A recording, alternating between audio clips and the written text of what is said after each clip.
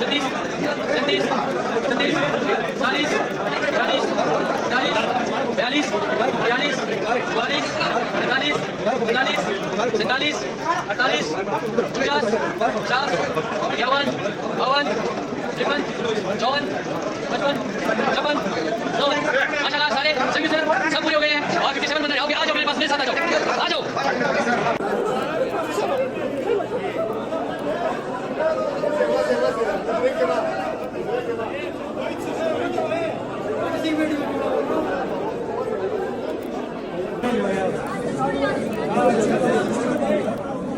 और कितने